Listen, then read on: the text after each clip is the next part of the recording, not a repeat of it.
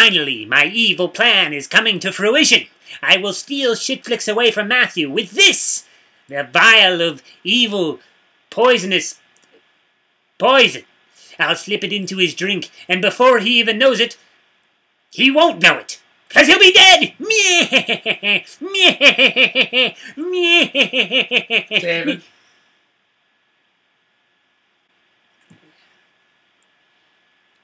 How long have you been there? The whole time. Did you hear any of that? Yeah. All of it. What you got there, David? It's my hemorrhoid treatment. We watched a movie today. Elf Bowling.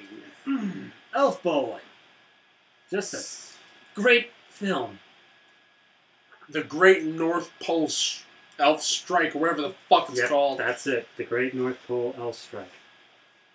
So, They needed to pound the fact that this was an elf thing.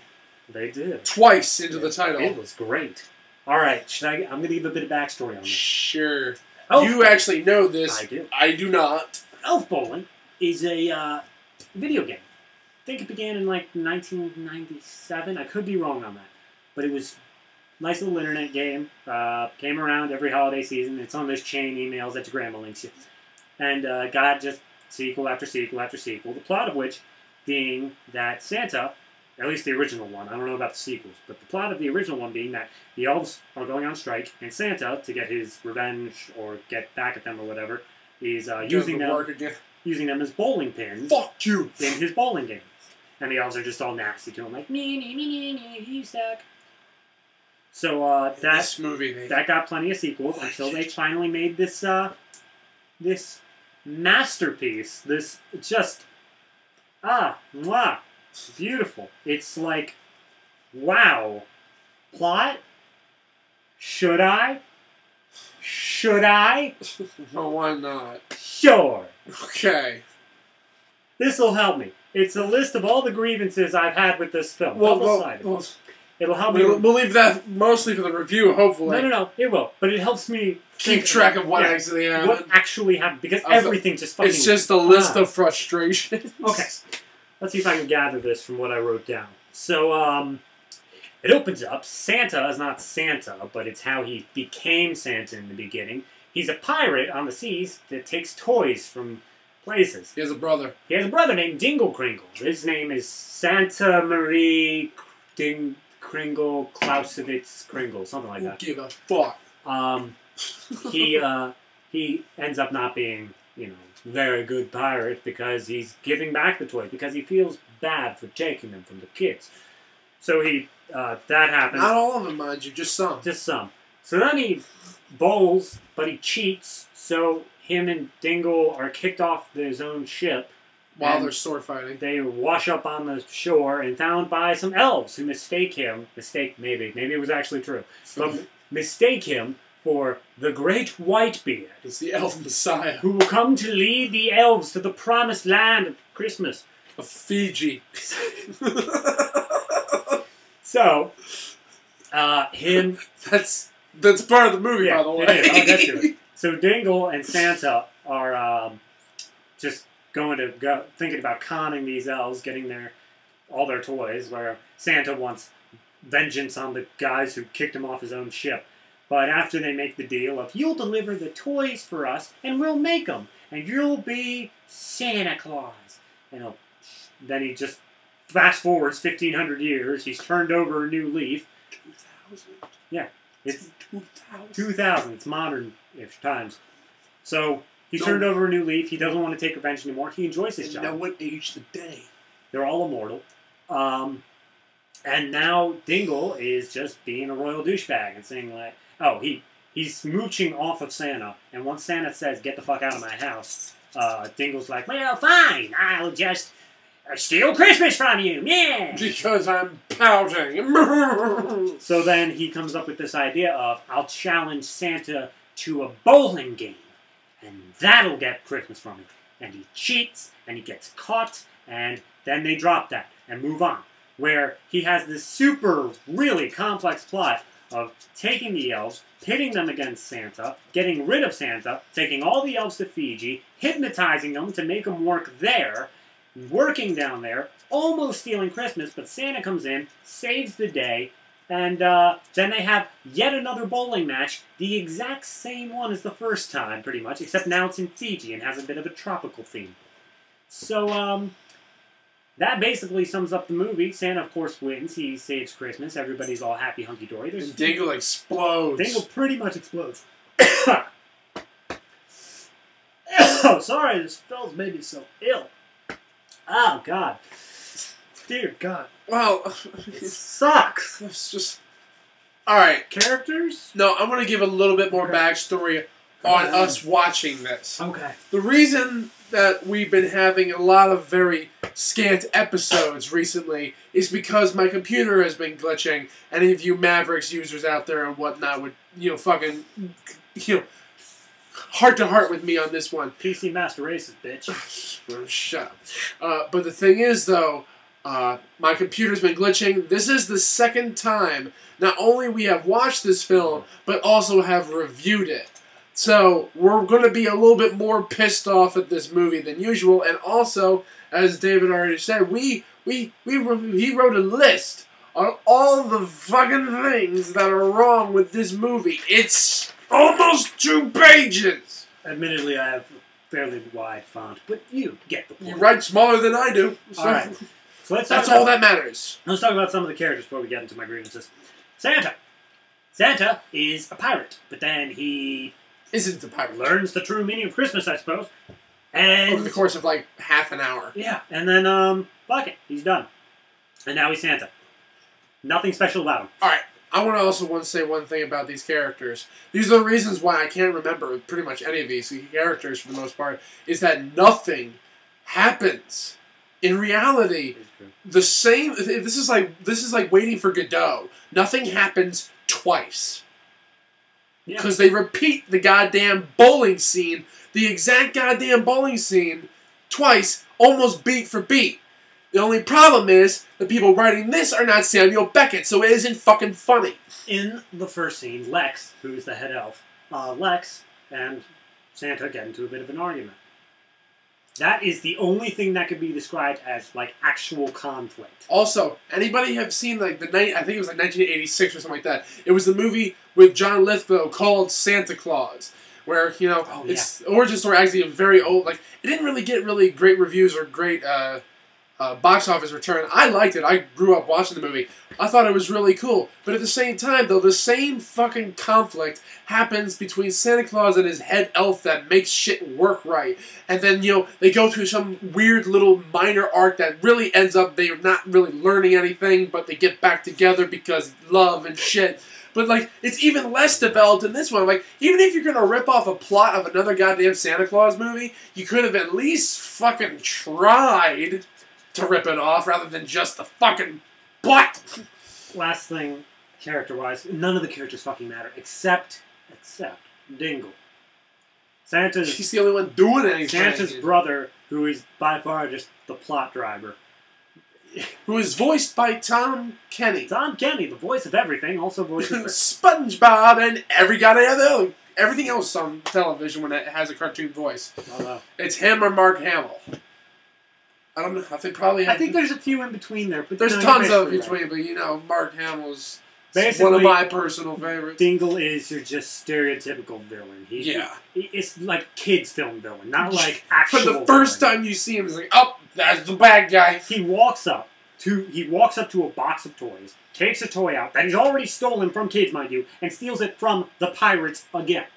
So, I also want to say one thing about this. When it comes down to these types of films, you could also possibly suggest that this movie is for little kids, and that, it doesn't need to be very, very smart. One, that's fucking offensive. Don't think that little kids, just because they're little kids, they're stupid. Don Bluth realized this in the 80s, but I'm not going to get into that. The other thing is, though, there is clearly a subplot in the latter half of this movie that would not be getting that would not be gotten by the minds of a child. Because it is so much fucking sexual innuendo, including references to STDs. It's not even that. At the same time, it's also the entire second half of the thing is him, like, taking over Christmas. But he's doing the exact same thing Santa Claus did. The only difference being, he's charging the kids for it. The problem being, they don't ever really come out and just say the charging kids for it. They say, like, invoices and, like, all these other economic terms that I guarantee you a kid would not get. They never flat out say, yes, we're going to make them pay for Christmas. They'll have to pay for their toys. Meh. No. Don't we already do that? Shh. I mean, we do. They're innocents. Don't kill their innocence. Innocents. Fucking, there's no fucking innocent people on YouTube. Have you read the comment sections? All right. That's all for characters. So now I'm going to go over my list of grievances. We're going to spend a couple seconds explaining each question here. And, yeah, that's what the review's going to be now. Yeah. Number 1. Lex has a magic ball. Ah. Why? The whole thing of Lex revolves around him having this... He has the life stone. He has a fucking orb that can do anything. Motherfucking anything. It can. It's a genie and an orb. Bring life to inanimate objects. Done. You rebuild things automatically and Freeze whatnot. things. Burn things. Shock things. Hey, he summoned the sled and the reindeer. That means this goddamn orb can create life. Why does this elf have it? Second thing. Why in the world did Santa... It's the Phalantier. He fucking has a Phalantier. Sauron is controlling this elf through the Phalantier. Why did Santa and Dingle have to be pirates? At the beginning, they were pirates. Okay? That was dropped immediately after the time skip, and the entirety of before the time skip wasn't necessary. It was literally just to introduce, here's how Santa became Santa. We didn't need that. We all have our own ideas as to how Santa became Santa. All you needed to do in the movie was say, he has a brother, his brother's kind of a dick. Done. That's all you needed to introduce before you got to the main plot stuff. Plural. Santa acted like he wanted to steal all the toys from the elves as a pirate, but he dropped it as soon as the time skip happened and said he turned over a new leaf. From a narrative standpoint, why the hell did that have to happen? Get over here, doggy. Alright. To be fair, in the movie they say that he wants to, instead of stealing the toys, he wants to use their magic to get back at his mutinous crew. I follow that up immediately afterwards with, why make it a plot point if they're just going to drop it? It automatically phases, like, it's not even, it's the only motivation for the character at one point. Yeah. It's never brought up again. Never. You know, the funny thing is, if they still retained the whole pirates incognito thing in order to get back to the people, but finally at the end of the journey they kind of realize that, you know... Or even just Sam, not even Dingle. The end of the journey, they're trying to find them. He finds all of them, whatnot. He's in the poise to possibly kill them, because that's basically what he's trying to do. He's trying to get vengeance on the fact that they kind of left them out there to die. So probably at the very end of it and whatnot, he realizes something different about himself, and he goes through some type of change. The only type of change this character goes through is in the very beginning with this goddamn subplot when it comes down to his stupid fucking people, and he also agrees to this damn idea. The damn thing about the whole thing... Sorry. No, you're into this. The damn thing about the whole thing is that there's no fucking reason for it. He likes strudel. Wow, that's what got him to change his fucking heart. What got him to change it? A Swedish elf and strudel. Okay, great job, movie. Mrs. Claus is an elf named Griselda, who's the best baker. You have reached Trollin Central Park levels. Alright, after that, why armpit farts? All the elves demonstrate their joy to things happening by just going... I don't even think it makes farting noise. I think they just do the motion. Yeah, well, I think they just forgot the sound like half the time. Sorry. It was like, I think they forgot like to make the sound halfway through the movie. I honestly just think they just stopped. I think the creators just did it just so they could be crude and... Damn it.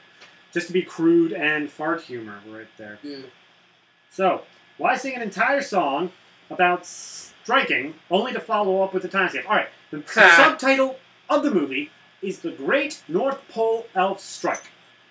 Elf Bowling, the movie, The Great North Pole Elf Strike. They strike for a total of 10 minutes. In an hour and 20-minute movie, 10 minutes. It's not so great of an elf strike, is it? They start striking. Dingle suggests they go to Fiji. They're on a plane. Then they stop striking. Most of that was spent in Dingle's suggestion, which was a song and dance number, and on the plane, which was just to make some jokes about the new lady who was introduced, who was just looking to steal Dingle's money. She a gold digger. None of that was them actually striking. It didn't show them ever once denying to make toys. If anything, they were looking to be happy so they could continue to make toys. They really, really wanted to make toys. I don't get it. Alright, moving on. I'll talk about that one in a second. Is the entire North Pole immortal? We understand Santa and the elves. They don't age. And he's got this magical hat that turns him into the Santa Claus and all that jazz. That happens. Okay, I get that. I understand that. They even say, share the secrets with the eternal life of Santa. Dingle and his henchmen penguins. They don't age. They don't age, and for 1,500 fucking years, they don't age. I'm pretty sure the elves wouldn't share that with them. And you know what? I want to say one thing. This is a bit of a nitpick, but at the same time, though, it says something to me. Towards the end, it gets You know the teddy bear, right? The teddy bear was named after Theodore Roosevelt. What? Yeah. What? But the funny thing is, this movie supposedly starts in about 500 AD. One, the pirates are not looking at all like fucking pirates from 500 AD. I was actually over-exaggerating. In the movie, they say 600 years. So go backwards, that's 1400.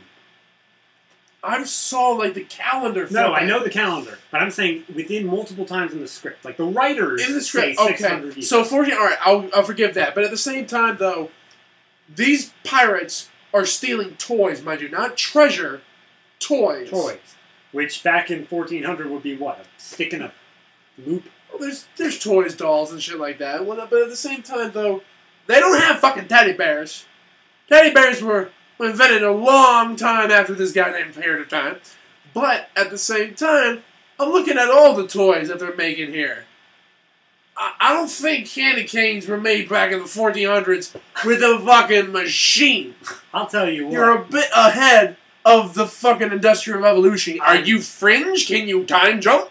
I'm very surprised Fisher-Price existed back in the 1400s. Yes, yes. They are one of the eldest companies. It's the Illuminati. It's Fisher-Price. Alright. So, Dingle challenges Santa to that bowling game. Why would they... Oh, for control of Christmas. Why would they stake all of Christmas on a single bowling game? Because they're idiots. Santa says immediately afterwards that he's never turned down a challenge and he's not about to start. Okay, I will give that one character that motivation. You're letting your pride, your sense of hubris... I'll take it. Gives at least a little bit of depth to the character. Hey, no, the thing is, though, if it actually did do the whole thing of that, him losing, and they didn't automatically find out that they cheated... Jesus. Oh, keep going. Cross that right off the list. Keep going! Alright. Sorry, didn't mean to steal your thunder. Next thing right after that is, what is the point of the match, narrative-wise, if they were always just going to reveal Dingle getting caught for cheating? Why even have that first match? If they're going to do the second match with the exact same thing, why have the first match? Even, my thing's like, if you had the one match in the very beginning, and he lost, and they didn't find out about the losing and whatnot, and at the very end of the movie, they say that, you know, they figure it out, that, oh, wait, they cheated because, like, maybe the Penguins turn over a new leaf or something like that. It's like, you know, it's stupid, but at the same time, though, like, it's a plausible story arc here. Better yet, he gains control of Christmas right there in the match. He does. Like, he gains control. The entire rest of the movie basically it's just him trashing, basically, everything's going to shit. Kind of like what happens in the Hebrew Hammer. But the thing is, at the same time, it's a great movie. But the thing is, at the same time, though, you know, you see what happens to Santa. He, like, you know, gets depressed. He loses all will live. The elves are actually going on strike. Yeah, the thing is, like, but at the same time, it's like, and then maybe Dingle is hypnotizing a whole bunch of them. That, you know, or else he's hiring scabs and whatnot, and they're all penguins working in there or something like that. You could have done something with this. Anything else would have been a movie. This was... And this is one thing I want to say before you continue on with your list. I brought this up when we were watching the movie, is that there's a couple points, especially in the very beginning, and also sprinkled throughout the movie, about basically, it could have actually been a commentary on social and workers' rights. It could be basically a play back and forth of what it was. It was bringing up adult themes in this goddamn movie. If you were going to do something about like fucking workers' rights, because like the whole goddamn thing is supposed to be an elf strike, so why not? You could have done the whole goddamn merits about stuff. It paints out the union leader to be fucking ridiculous. He's like, we need bubblegum breaks every 15 minutes. Breaks every 15 minutes. Like, Cotton candy breaks every 5 minutes. It's like it just keeps going, and I'm like, all right, that's the thing about union reps. They haggle to get stuff and whatnot. They don't demand that this is all you need and whatnot. It's like, to be fair, this could actually simply be saying like, unions are fucking stupid. Look at this shit, which is not the case. Two things. One, I'm pretty sure they were saying unions are fucking stupid. I know, because at no fuck point. you. The second thing is, when Santa first signed up to being Santa, he signed a contract that basically said, keep the elves happy or else we won't work. Yeah. So he basically signed away all haggling ability he had. Yeah, he didn't even bother to read the fucking contract. He had the elf read it for him. All right. One subsection. After that, read a contract before you do anything. If Stingle were to win Christmas in that bowling match, which is what we just covered there, what would happen? Why would the elves even consider working for him? The elves need to be happy. It's part of their contract. You think they'd be happy under Dingle? Now that would lead to different plots. The hypnotizing aspect and whatnot, even though is like the fucking, it's what? That's what it is. It doesn't. It's basically, it's the Deus Ex Machina.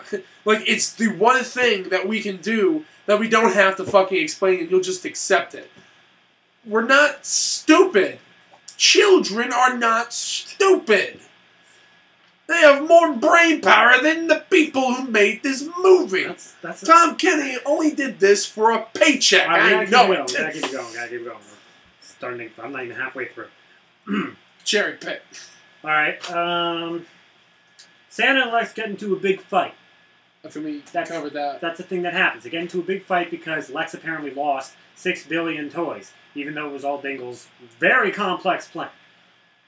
Immediately afterwards, I just noticed one thing. They lost 6 billion toys to make this rift occur so he could take over Christmas. Yeah. And then he had to have the toys remade again. Yeah. What the fuck did he do with it? Did he burn it all? Probably sold it. Anyway. Why? So yeah, Dingle, I'm out! Alright. So, Dingle then knocked on Santa's door and was like, Lex is in trouble. He ran away, and now he's out on an iceberg, and there's a storm coming. And Santa, immediately after this huge fight with Lex, where he's just like, you're fired, go fuck yourself. I'm going! He's like, all right, Lex, I'm coming to save your ass. Now, I understand, they are good friends. At least, we're supposed to believe that. They're very good friends. Why have the fight? I understand you needed to get Lex away and, like, sort of separated from Santa. He needed to split, but did he really have to run away just so you could have Santa froze? I don't know. He could have had another reason completely of why Lex could have been on that ice floe to get him out there. So the thing is, though, having the whole split didn't happen. He could have simply just, like, kidnapped Lex or something like that. Lex could go out looking for the lost present. Mm-hmm. He thought he lost the present, and instead of, like, being angry at Santa for accusing him of that, he actually takes his responsibility for what he might have done. Instead of pouting about not actually being bad at his job. Which I understand. Whatever. Fuck it. And actually, he could have had it not even be a plot, but that Dingle even had. He could have actually genuinely tried to do that, to try to find them. And he ends up getting, like, lost in a snowdrift or something like that. And he literally is in danger for life. That's an actual plot, guys. Alright. Strike lots all 10 minutes. Oh.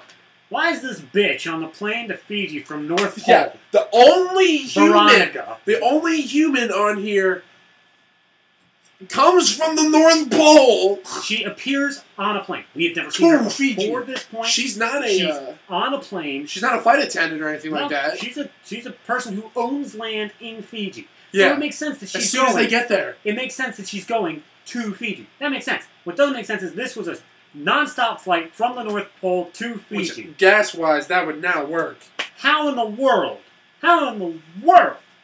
was she up in the North Pole to get on that flight to Fiji. Whatever. I don't care. Moving on. Moving Why on. is the budget for dancing so much bigger than the budget for basic motion? And lip movements. They dance a lot in this film. A lot. Not even, they don't even have that many song and dance numbers. They just dance. A lot. And their motion is more fluid than all their walking cycles combined. It reminds me of the legs on the chocolate squirrel and food fight and whatnot. Exactly. Like, it won't fucking stop moving, but at the same time, though, it's very fluid. It is. And it's the only thing fluid about them. Can't even lip sync it and shit right. Like, come on, guys. I mean, Alright, after that. come on. Thing still doesn't own Christmas. It looks like worse than those half-assed 2D 2009 animations of, like, Beauty and the Beast and shit. This one isn't even a nitpick. This one is a genuine, I have no idea what the fuck happened. When they were in Fiji, they were going through a song and dance number. As such, they were doing your basic beach party things. Limbo, dancing, hula stuff. And at one point, they dance over a bed of coals. As Dingle is going over this bed of coals, they pan down, tilt down into this bed of coals, and you see this face made of fire.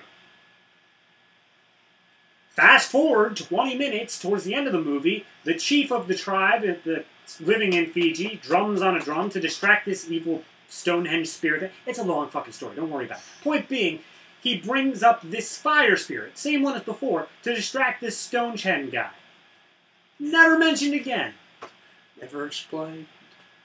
The fuck Never is with shows a up. fire spirit in the? I mean, if you want to, It's another Deus Ex Machina thing. This is a goddamn series of the most unexplainable coincidences that the goddamn movie is trying to just simply say, just accept it. Magic and shit. That makes there was a thing I shared with Matt the other day, and it reminded me of that. It's like Pixar's 22 rules for screenwriting. Yeah. One that stuck out to me was coincidences that get your characters into trouble is great. Coincidences to get them out is cheating. It is. This entire movie is Dingle. It cheats. All right. And like one of the things, and like actually, if you've ever watched Red Letter Media and the Plinkett reviews, there's a really good example in here that they bring up for the prequel movies that it goes well for the villains in this movie. You can make the villain as dirty and low as possible using whatever means to your disposal, no matter how cheap. Nothing about Dingle whatsoever is at all relatable. So even if... And it's not even about relatable characters. I'm going to scrape that right off the board here. Like, even going to the bare-bone necessities here, there's not a goddamn thing about even the plot and essence of this character to justify anything other than just meh. Oh look, he's doing something. Can we? He's doing something that's probably like what he just did the last 5 goddamn times.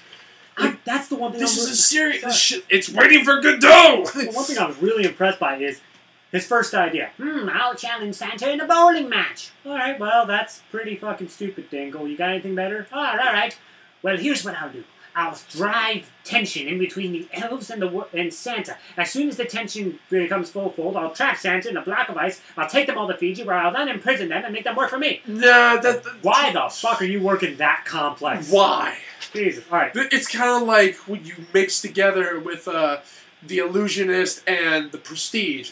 They came out at the same time. One had a very simple answer to a very complicated mystery. Another one had a very complicated answer to a very complicated mystery. So the thing is, though, the problem with this one, the mystery is not fucking complicated. Nothing in this movie, I think, thinks at all with a complicated goddamn thought or rationale.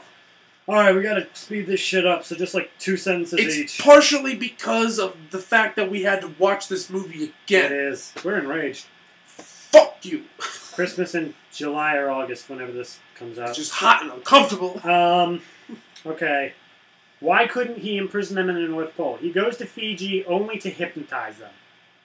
Why couldn't he just hypnotize them at the North Pole? Is it making a whole thing about, like, Filipino sweatshots and shit like that? I said, like, there's little things about labor sprinkled through this shit. I was like... I'm waiting for an answer. I'm suggesting. I don't know. I don't think these people thought that far because it just said, you know, sweatshops, scabs, welcome and shit. All right. Which doesn't make a whole lot of sense because sweatshops don't have scabs. They basically have indentured slavery. Oh, it's the end of the film. They have Lex lose his orb to Dingle. Oh no, tragic, boo-hoo. All of a sudden, Lex can use the motherfucking Force. He can use magic without the orb. Fine, whatever. It leaked over him over the past 600 years. Fine. Never explained. But explain. Just fucking say, just wow. explain. Some of the magic must have worn off on me. Fine, that's all I needed. Fine, but you said nothing. Or maybe that the orb itself and whatnot, the power had transferred into him, but then Dingle was able to use the orb. Somehow. He's just able to use it. Alright, this movie had five bowling scenes. Elf bowling. The movie had 5 bowling scenes. They were not exclusively bowling, though. And they were definitely not exclusively bowling with elves. Here's exactly what seemed to work. Bowling on a pirate ship, no elves in sight. We can knock that one right off the board. There was bowling with Dingle and Santa, number 1. Neither of those are really elves, but at least they're bowling elves over. So we'll get rid of that one. Same thing with their first match. Get rid of that one. Finally, you had the first time that they open up their bowling alley, which would be, okay, fine. There's bowling alley for the elves. But that's just regular bowling. They're elves that are bowling. They're not bowling elf pins as it is in the game. So you can go ahead and say that's not elf bowling. So all you're left is this one right here. This one right here is the first time that it's actually really is elf bowling in its simplest terms. You have Dingle actually. Dingle accidentally using the magic orb that he was trying to steal from Lex at the time and knocking over a bunch of elves that happened to be standing there. Santa covered up with, oh, well, it's bowling. Elf bowling, my favorite game. That's all the things of bowling. Which then leads me to my second point. After Santa and Dingle's first match, after their first match against each other, it takes 40 minutes for them to ever bowl again. In an 80-minute movie, 40 minutes separate these 2 bowling scenes. Called Elf Bowling, the movie. The Great North Pole Elf Strike. Alright. And the strike takes up 10 minutes. What is with the title having barely nothing to do with the movie? This shit has just simply been just called... It may as well have been called like Jaws 5. It had enough to do with Jaws. There is a Jaws 5. Oh, God. Well, not. It's unofficial. Well, then stop. Fuck you. Well, no, it's directed by Bruno Mattei. It's called Jaws 5 Cruel Jaws. It's a Italy... Moving on! Exploitative movie. Alright, so something about the Stonegems guys. Oh, they saved the day entirely on accident. They just happened to hit a lever that freed everybody from their hypnotism. When they came out of their hypnotism, they said, what the bleep is going on? That was just stupid. No. Dingle still didn't have to be a pirate. Apparently whoever has the orb rules Christmas. And all of life. I just have marked here in big letters, UGG. So, that explains that. I think... That was when they were saying the next bowling scene. It's like, I challenge you to another bowling scene! I think he's just became a primordial soup at that point. Alright, what's the difference between normal and super up one? When he's challenging to the bowling match, Santa then says, alright, Dingle, you got a deal. But this time it's not normal bowling, it's super elf bowling. There's nothing changed. You just bowl with coconuts. There's nothing changed, which is literally just because of their circumstances. That has nothing to do with super and it has nothing whatsoever. Like, they talk about how it might be different, but nothing happens differently. So, that's the next point. It's the same thing. Why have the exact same reveal after the exact same match in the exact same movie? That doesn't... Alright, moving on. Dingle flies into space off to his death. The orb is life, the orb is love. There's a black elf named Rapper. Or Rapper, something like that. As he pops out, one black elf. They use this the minority of the movie. They use this orb to reconstruct the North Pole, and when Rapper sees that, he says, "Hey, we could use that down in Detroit." Too soon. They just got the water put back on, fucker. Are you thinking of Detroit or New Orleans? Detroit. Okay. You didn't read that? No. I'm not in touch with the world. Yeah, the other I water watch shut bad off. movies. What the fuck? To be fair, too soon. This movie was made in like 2007. So I mean, to be fair and whatnot, too soon for us, but they were ahead well, of the no, curve. Detroit has unfortunately been dying. A lot of I even know the HBO series Hong made fun of that. Moving In on. the first episode. It's actually kind of funny. It's not about it being too soon. It's not about any of that. It's why the fuck was that necessary?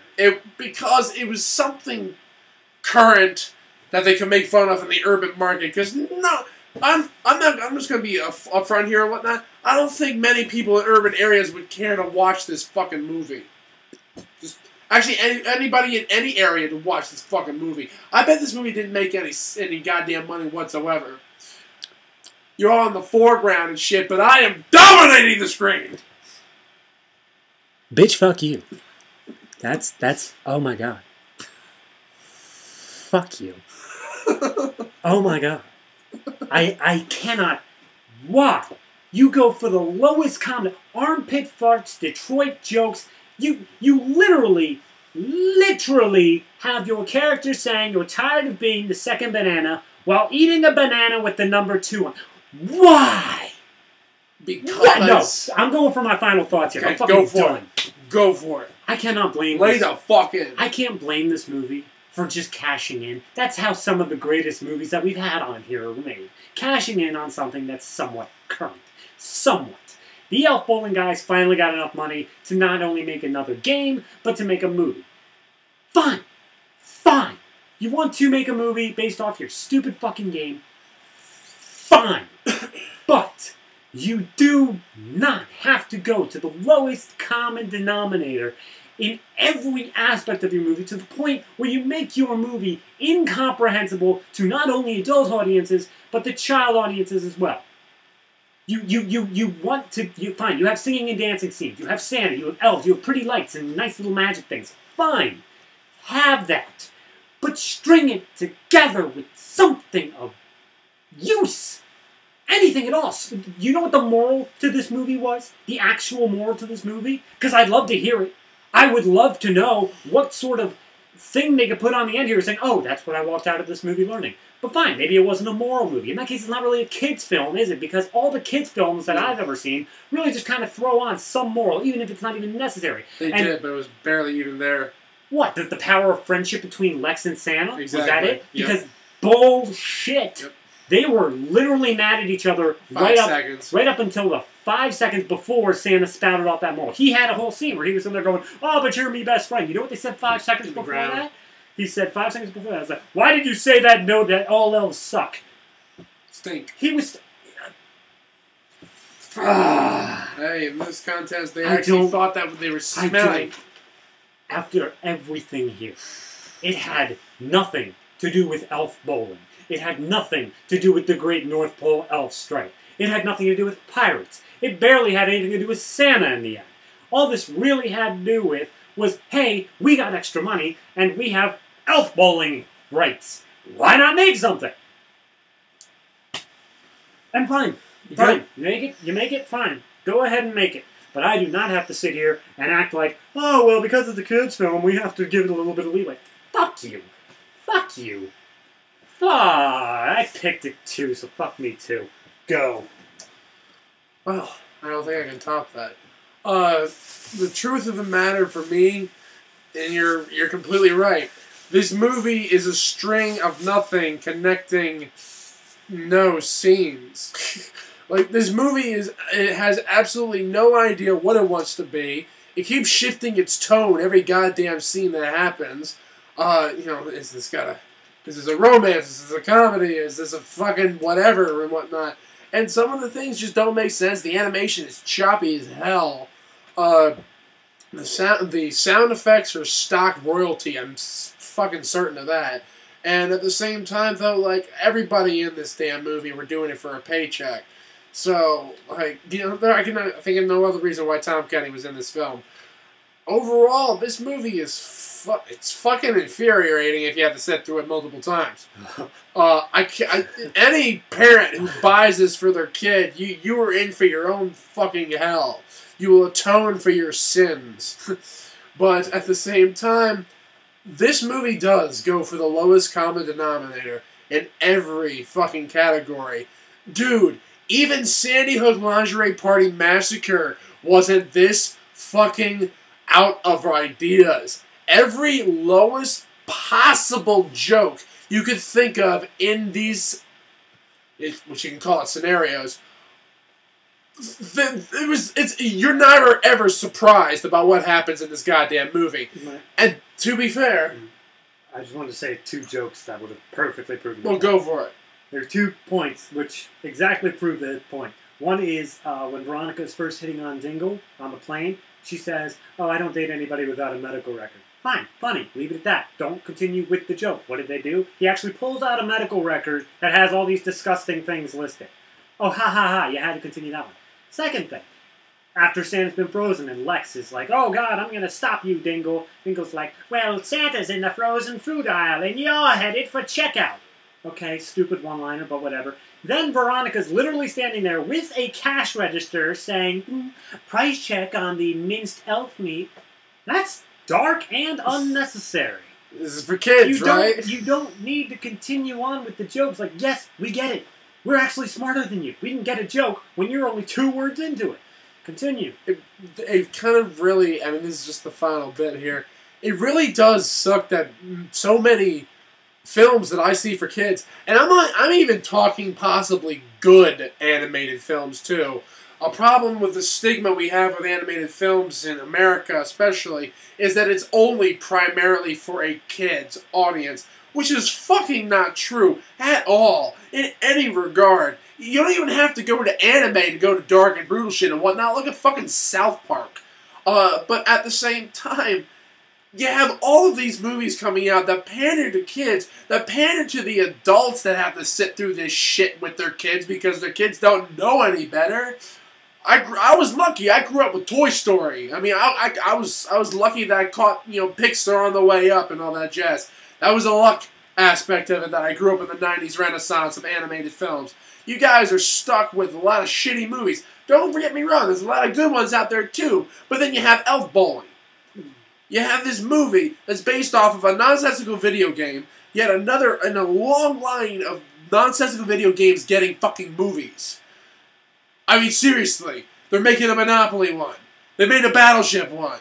And they fucked up on that one too. Liam Neeson never said, "You sunk my battleship." The one goddamn line that he needed to say in that movie, and you didn't give it to him. How is it that Rihanna was the best actress in that movie? Fuck that. I'm going to get on with that. I'm done with this movie. All right. I'm angry at the world for allowing this movie to fucking exist. Matthew? Give me the money. I'll pay off my student debts and be able to still make a movie on top of that. Matthew, I agree with you on every point. Every point. I'd be able to pay off my mom's house. So you know what? I'd be able to help people. Matthew, you fuckers. You need to chill. You need to chill. All right. You need to. How about this? I got you this nice little drink. It should calm you down. It's a little bit of grandma's homemade venom. I mean, no, not toxic. No, poison. Yeah, poison. Drink it. I think I'll pass. God.